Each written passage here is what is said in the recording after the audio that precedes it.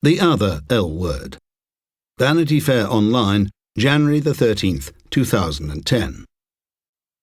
When Caroline Kennedy managed to say, "you know," more than 200 times in an interview with the New York Daily News, and on 130 occasions while talking to the New York Times during her uninspired attempt to become a hereditary senator, she proved, among other things, that she was A, middle-aged, and B, middle-class.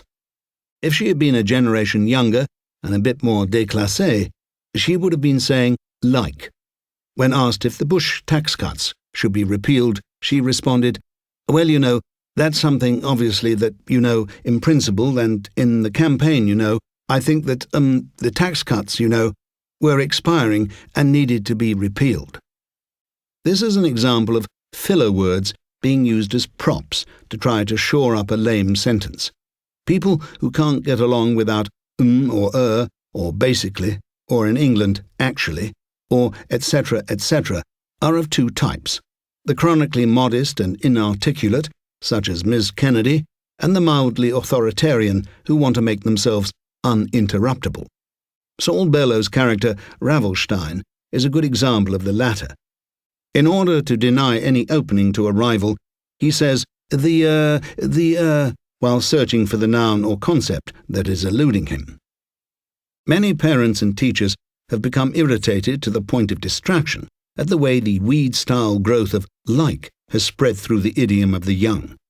And it's true that in some cases the term has become simultaneously a crutch and a tick, driving up the rest of the vocabulary as candy expels vegetables.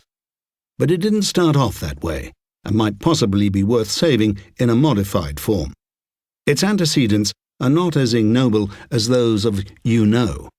It was used by the leader of the awesome Droogs in the 1962 novel A Clockwork Orange by Anthony Burgess, who had probably annexed it from the beatnik Maynard G. Krebs of Dobie Gillis. It was quasi-ironic in Scooby-Doo by 1969, and self-satirizing by the time that Frank Zappa and Moon Unit deployed it, like Totally in their Valley Girl song in the early 1980s. It was then a part of the Californianization of American youth-speak. In an analysis drawing upon the wonderfully named Sonoma College linguist Birch Moonwoman's findings, Penelope Eckert and Norma Mendoza Denton phrased matters this way: "One of the innovative developments in the white English of Californians is the use of the discourse marker I'm like or she's like to introduce quoted speech, as in, I'm like, where have you been? This quotative is particularly useful when it does not require the quote to be of actual speech, as she said would, for instance. A shrug, a sigh, or any number of expressive sounds as well as speech can follow it. So it can be of use to a natural raconteur.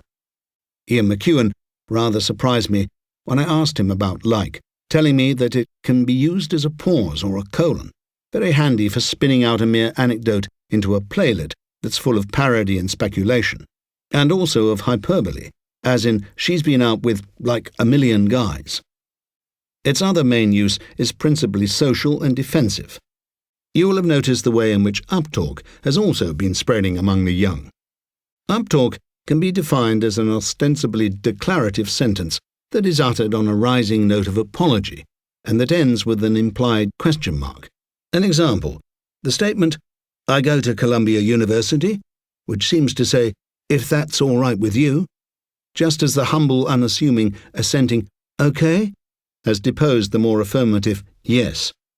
So the little cringe and hesitation and approximation of like are a help to young people who are struggling to negotiate the shoals and rapids of ethnic identity, the street, and general correctness.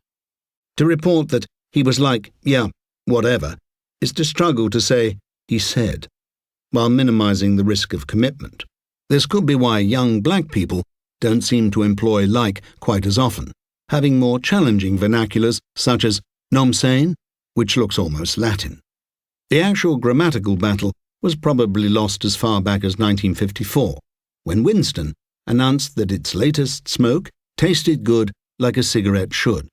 Complaints from sticklers that this should have been as a cigarette should, or in my view, as a cigarette ought to do, were met by a second ad in which a grey-bunned schoolmarm type was taunted by cheery consumers asking, "What do you want, good grammar or good taste?" Usage of like has now almost completely replaced as, except in the case of that other quite infectious youth expression, as if, which would now be in danger of being rendered like as if. How could one preserve what's useful about like without allowing it to reduce everyday vocabulary and without having it weaken the two strong senses of the word, which are to be fond of something or somebody, as you like it, or to resemble something or somebody, like a virgin? Believe me when I say I've tried to combat it when teaching my class, and with some success. You have to talk well in order to write well, and you can't write while using like as punctuation.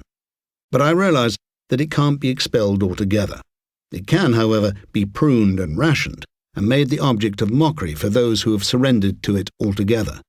The restoration of the word as, which isn't that hard a word to master, along with such as, would also be a help in varying the national lingo. A speech idiosyncrasy in the same way as an air quote is really justifiable only if it's employed very sparingly, and if the user consciously intends to be using it.